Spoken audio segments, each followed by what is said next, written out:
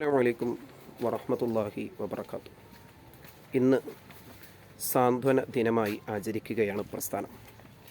ഷെയ്ഖ് റിഫാഇ റളിയല്ലാഹു അൻഹു തങ്ങളുടെ ആണ്ട് ദിനം. മുഴുവൻ ഗ്രാമങ്ങളിലും സാന്ത്വന പ്രവർത്തനങ്ങൾ നടത്തുകയാണ്.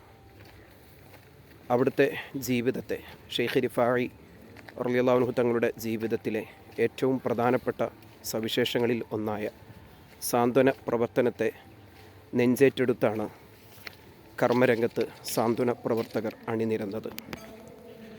അതിൻ്റെ ഭാഗമായി ഞങ്ങൾ ഇന്ന് പരപ്പനങ്ങാടി സോണിലെ പ്രിയപ്പെട്ട പ്രവർത്തകർ നേതൃത്വം നമ്മുടെ തൊട്ടടുത്ത ഒരു പ്രദേശത്ത് സ്ഥിതി കൊള്ളുന്ന സ്നേഹസദനം, വൃദ്ധസദനം, ആരോരും നോക്കാനില്ലാതെ ഏറ്റെടുക്കാനില്ലാത്ത പ്രിയപ്പെട്ട അമ്മമാർ താമസിക്കുന്ന ഇടം സന്ദർശിക്കുകയുണ്ടായി. ഇന്ന് രാവിലെ ഏറെ വേദന തോന്നി, അതിലേറെ ദുഃഖവും ആശ്ചര്യവും. അതങ്ങനെയാണല്ലോ, ഉറ്റവരും ഉടയവരും ജീവിച്ചിരിക്കെ തന്നെ ആരോരും ഇല്ലാത്തവർ എന്ന് മുദ്ര കുത്തപ്പെട്ട് തെരുവോരങ്ങളിലേക്ക് വലിച്ചെറിയപ്പെടുന്നത് പോലെ തന്നെ ഇത്തരം വൃദ്ധസദനങ്ങളിലേക്ക് കൊണ്ടുപോയി തള്ളുന്ന ആളുകൾ വർദ്ധിച്ചു വരുന്ന ഒരു സാഹചര്യത്തിൽ അവിടെ ഉള്ള അന്തേവാസികളിൽ അവരുടെ ജീവിത വിശേഷങ്ങൾ കേട്ടപ്പോൾ ഏറെ വേദന തോന്നി. അതിൽ ഒരു അമ്മ, അവരുടെ ജീവിതം ഇപ്രകാരമാണ്. തൻ്റെ ജീവിതം മുഴുക്കയും മറ്റുള്ളവർക്ക് വേണ്ടി ജീവിച്ചു. പ്രിയപ്പെട്ടവരെ വീട്ടിലെ ആരും ഇല്ലാത്തൊരവസ്ഥയിൽ പല വീടുകളിലും ജോലിക്ക് പോയി എല്ലുമുറിയെ പണിയെടുത്ത് എല്ലാവരെയും കെട്ടിച്ചയക്കുന്നതിന് വേണ്ടി അധ്വാനിച്ചു. സ്വന്തം ജീവിത സുഖങ്ങൾ വരെ ത്യജിച്ചു എന്ന് തന്നെ പറയാം. വിവാഹം ചെയ്തിട്ടില്ല അവർ. എല്ലാം മറ്റുള്ളവർക്ക് വേണ്ടി ത്യജിച്ചിരിക്കെ അവസാനം ഒരു സ്ട്രോക്ക് വന്ന് രോഗം വന്ന അവസ്ഥയിലായപ്പോൾ എല്ലാവരും കൈയൊഴിഞ്ഞു. പിന്നീട് അഭയം ആ വൃദ്ധസദനമായി തീരുകയാണ്. പഴയ ഓർമ്മകൾ, അവർ മറ്റുള്ളവർക്ക് വേണ്ടി ജീവിച്ച അന്നത്തെ കാലത്തെ ഓർമ്മകളും സങ്കടങ്ങളുമെല്ലാം അവരുടെ മനസ്സിൽ ഇവിടെ വന്നപ്പോൾ അലട്ടുന്നുണ്ടായിരിക്കും. എങ്കിലും ഇപ്പോൾ അവർ ഹാപ്പിയാണ്. അവരുടെ വീടുകളിൽ നിന്ന് കുത്തുവാക്കുകളും മറ്റുമൊക്കെ കേട്ടിരുന്നതിന് പകരം ഇവിടെ വന്ന് എല്ലാവരും തുല്യ ദുഃഖിതരായിരിക്കെ അവർ പരസ്പരം അങ്ങോട്ടും ഇങ്ങോട്ടും സല്ലപിക്കുമ്പോൾ അവരുടേതായ ഒരു സന്തോഷം, ഹാപ്പിനെസ് അവർക്ക് ലഭിക്കുന്നുണ്ട് എന്ന് അവരുടെ വർത്തമാനത്തിൽ നിന്ന് മനസ്സിലാകുന്നുണ്ട്. എങ്കിൽ പോലും തങ്ങളുടെ പ്രിയപ്പെട്ട വീട്ടുകാരും കുടുംബങ്ങളും അംഗങ്ങളും വേണ്ടപ്പെട്ടവരും ഇല്ലാതെ എന്ത് ഹാപ്പിനെസ്, എന്ത് സുഗന്ധം, എന്ത് സന്തോഷം അല്ലേ. വേറൊരു ഉമ്മയുടെ വർത്തമാനം ഇങ്ങനെയാണ്. മരുമകൾ സ്ഥിരമായി ആക്രമിക്കുമത്രേ. എത്രത്തോളം ഭക്ഷണം കിട്ടാതെ ദിവസങ്ങളോളം പട്ടിണി. തൊട്ടടുത്ത ഒരു വീട്ടിലെ അയൽവാസി ഒരു ബ്രെഡ് കൊടുത്തു. അത് ബാത്റൂമിൽ പോയി, ടോയ്ലറ്റിൽ പോയി കഴിക്കുകയും അവിടെ നിന്ന് പൈപ്പിൽ നിന്ന് വെള്ളം കുടിക്കുകയും ചെയ്തു. അതറിഞ്ഞതിൻ്റെ പേരിലാണത്രേ മുഖത്തും ശരീരത്തിൻ്റെ പല ഭാഗത്തും അടികൊണ്ട് തിണർത്ത പാടുകൾ, നീലിച്ച പാടുകൾ അവരുടെ ശരീരത്തിലുണ്ട്. അവർ ഈ തൊട്ടടുത്ത കഴിഞ്ഞ 2 ദിവസം മുമ്പാണ് ആ വൃദ്ധസദനത്തിലേക്ക് എത്തിച്ചേർന്നത്. ഇങ്ങനെ ഓരോരുത്തരുടെയും വേദനിപ്പിക്കുന്ന കഥകൾ കേട്ടപ്പോൾ വല്ലാത്ത വേദന തോന്നി. അവർ ഇന്നവിടെ ഹാപ്പിയാണ്. കാരണം വീട്ടുകാരുടെ കുത്തുവാക്കുകളില്ല, ആരും വേദനിപ്പിക്കാനില്ല, ആരുടെയും ശരവാക്കുകൾ കേൾക്കണ്ട. ഇപ്പോൾ ആവശ്യത്തിന് മരുന്ന് ലഭിക്കുന്നുണ്ട്, ഭക്ഷണം ലഭിക്കുന്നുണ്ട്. ഇടയ്ക്ക് അവരെ കാണാൻ സന്നദ്ധ പ്രവർത്തകർ വരുന്നുണ്ട്, കുട്ടികൾ വരുന്നുണ്ട്, വിദ്യാർത്ഥികൾ വരുന്നുണ്ട്, ചെറിയ ചെറിയ KG ക്ലാസ്സുകളിലെ കുട്ടികൾ വരുന്നുണ്ട്. അവരോടൊപ്പം ചിരിക്കുന്നു, കളിക്കുന്നു, സ്വീറ്റ്സ് നൽകുന്നു, ഒരുമിച്ചിരുന്ന് ഭക്ഷണം കഴിക്കുന്നു, ഫോട്ടോ എടുക്കുന്നു, പാട്ടുപാടുന്നു. ഇങ്ങനെ ഒരു ഹാപ്പിനെസ് അവർക്ക് ഇപ്പോൾ ലഭിച്ചുകൊണ്ടിരിക്കുന്നുണ്ട്. പക്ഷേ എങ്കിൽ പോലും അതിനേക്കാളൊക്കെ അപ്പുറം അവരുടെ പ്രിയപ്പെട്ട കുടുംബാംഗങ്ങളോടൊപ്പം ചിലവഴിക്കാനല്ലേ അവർ ആഗ്രഹിക്കുന്നത്. അതിലെ ഓരോ അമ്മമാരും അവിടെ ഏകദേശം തുടങ്ങിയിട്ട് 4 വർഷത്തിലേറെയായി, 4.5 വർഷമായി ആ ഒരു വൃദ്ധസദനം എൻ്റെ നാടിൻ്റെ തൊട്ടടുത്താണ് സ്ഥിതി ചെയ്യുന്നത്. ആ വൃദ്ധസദനം തുടങ്ങിയിട്ട് 4.5 വർഷമാകുന്നു. അവിടെ ഇപ്പോൾ 13 അന്തേവാസികളുണ്ട്. അതിൽ ആദ്യ കാലത്തുണ്ടായിരുന്ന ഒരു അമ്മ, ഒരു സരോജിനി അമ്മ എന്ന് പറയും. അവരുടെ കഥയും വിഭിന്നമല്ല. അവരാണ് അവിടുത്തെ സീനിയർ. അവർ നല്ല ഉഷാറായ അവിടുത്തെ കാര്യങ്ങളും മറ്റുള്ളവരുടെ വിശേഷങ്ങളൊക്കെ ഞങ്ങൾക്ക് മുമ്പിൽ പങ്കുവച്ചു തന്നു. അതിൽ ആദ്യമുണ്ടായിരുന്ന ചില ആളുകൾ മരണപ്പെട്ടു പോവുകയുണ്ടായി. അതിൽ കഴിഞ്ഞ 11-ാം തീയതി ഒരാൾ മരണപ്പെട്ടു. കൊണ്ടോട്ടിക്കടുത്താണ് അവരുടെ വീട് എന്നറിഞ്ഞു. കൗതുകം അതല്ല, അവരും സമാനമായ രീതിയിൽ അവരുടെ പ്രിയപ്പെട്ടവരെല്ലാം ജീവിച്ചിരിപ്പുണ്ട്. മരണപ്പെട്ടപ്പോൾ അവർ ജനാസ അവരുടെ നാട്ടിലേക്ക് കൊണ്ടുപോയി. അതിനുശേഷമാണ് ഒരു ട്വിസ്റ്റ് നടക്കുന്നത്. അവരുടെ പേരിൽ സ്വത്തുവകകളുണ്ടത്രേ. ആ സ്വത്തുവകകൾ കിട്ടണമെങ്കിൽ ഇവർ മരിച്ചതിന് ഡെത്ത് സർട്ടിഫിക്കറ്റ് കിട്ടണം.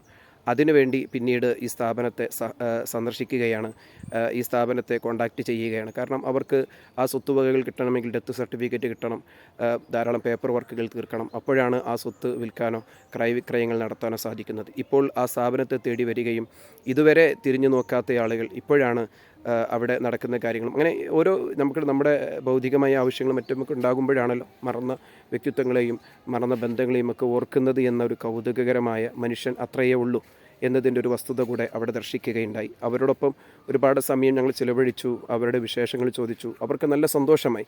അവർ മനസ്സു തുറന്ന് ഒരുപാട് സംസാരിച്ചു. അവർ പറയുന്ന ഒരു പ്രധാനപ്പെട്ട കാര്യം, ഞങ്ങളുടെ വീടുകളിൽ പ്രിയപ്പെട്ടവരിൽ നിന്ന് ഒരുപാട് മർദ്ദനമേറ്റിരുന്നു, ഭക്ഷണം കിട്ടാതെ ദിവസങ്ങളോളം പട്ടിണി കിടന്നിരുന്നു, ആരും തിരിഞ്ഞോ നോക്കാനില്ലാതായിരുന്നു. പക്ഷേ ഇപ്പോൾ സുഖമാണ്, സന്തോഷമാണ്, നേരത്തിന് ഭക്ഷണം ലഭിക്കുന്നുണ്ട്, മരുന്ന് ലഭിക്കുന്നുണ്ട്, എല്ലാമുണ്ട്. എങ്കിലും എവിടെയോ ഒരു വേദന, ഒരു ദുഃഖം ഇല്ലാതിരിക്കുകയില്ലല്ലോ. അപ്പോൾ ഞങ്ങൾ അവരോടൊപ്പം ഇരുന്ന് ഭക്ഷണം കഴിച്ചു.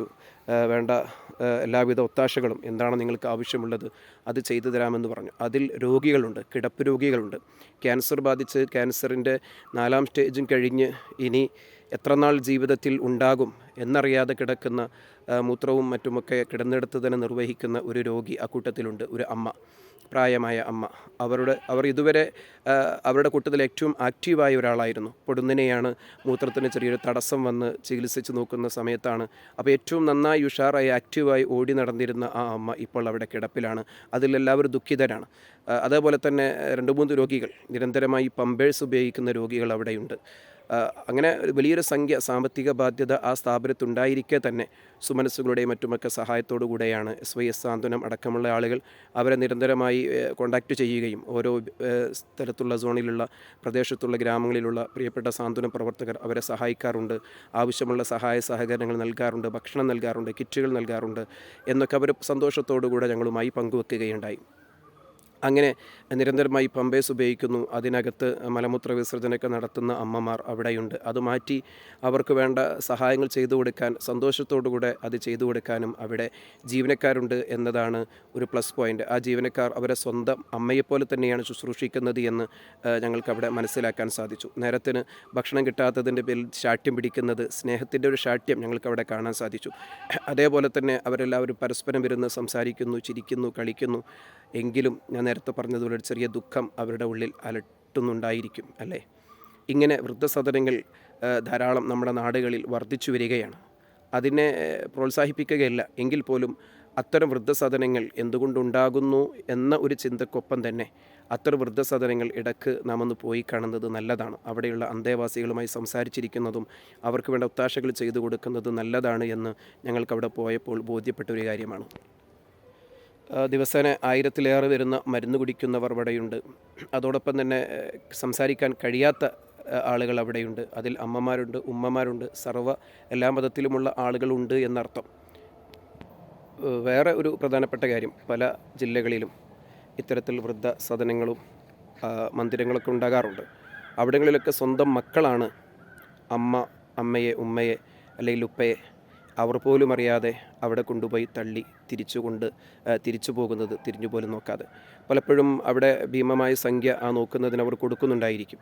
പ്രായമാകുമ്പോൾ കറവ പറ്റുന്ന പശുക്കളെ ഒഴിവാക്കുന്നത് പോലെ ഇനി ഉപകാരമില്ല എന്ന് കണ്ട് ഉമ്മയെ, ഉപ്പയെ, വേണ്ടപ്പെട്ടവരെ വൃദ്ധരാകുന്ന സമയത്ത് ഇത്തരം സദനങ്ങളിൽ കൊണ്ടുപോയാക്കി അവരുടെ കൈകൾ ഊരുന്ന, അല്ലെങ്കിൽ അവരുടെ മലമൂത്ര വിസർജനം മറ്റുമൊക്കെ എടുക്കാനോ അല്ലെങ്കിൽ അവരുടെ അവസരങ്ങളിൽ അവരെ പരിചരിക്കാനോ ഒന്നും കഴിയാതിരിക്കുമ്പോഴാണ്, അല്ലെങ്കിൽ മറ്റേതെങ്കിലും തരത്തിൽ അവർക്ക് സ്വഭാവത്തിൽ എന്തെങ്കിലും വ്യത്യാസമുണ്ടാകുമ്പോൾ, അവരുടെ മാനസിക വിഭ്രാന്തി പ്രകടിപ്പിക്കുമ്പോൾ, മറ്റേതെങ്കിലും തരത്തിൽ രോഗങ്ങൾ ബാധിക്കുമ്പോൾ ഇനി നോക്കാൻ സാധിക്കില്ല എന്ന ഒരു അവസ്ഥയിലേക്ക് എത്തുമ്പോഴാണല്ലോ പലപ്പോഴും, അല്ലെങ്കിൽ അത് തൻ്റെ സ്റ്റാറ്റസിന് കുറവാണ്, അല്ലെങ്കിൽ വൃദ്ധരായ ഉമ്മയും ഉപ്പയും അല്ലെങ്കിൽ അച്ഛനും അമ്മയും പ്രായമായ ആളുകൾ വീട്ടിലുണ്ടാകുമ്പോൾ അത് അതിൻ്റേതായ എന്തൊക്കെ ഒരു അസ്വസ്ഥത ഉണ്ടാകും. തൻ്റെ സ്റ്റാറ്റസിന് ചേർന്നതല്ല.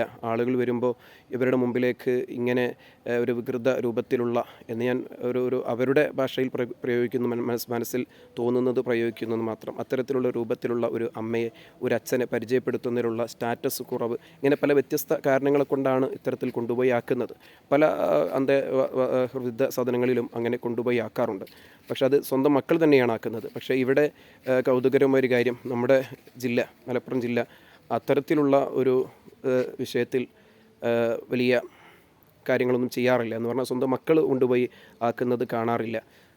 അത്രയും ഒരു അധപ്പതിച്ചൊരു ടീമൊന്നുമല്ല നമ്മുടെ നാട്ടിലെ സംസ്കാരം എന്നത് അവിടെ പോയപ്പോൾ ബോധ്യപ്പെട്ടു. കാരണം അവിടെയുള്ളവരെ കൊണ്ടുപോയി ആക്കിയത് അവരുടെ സ്വന്തം മക്കളല്ല.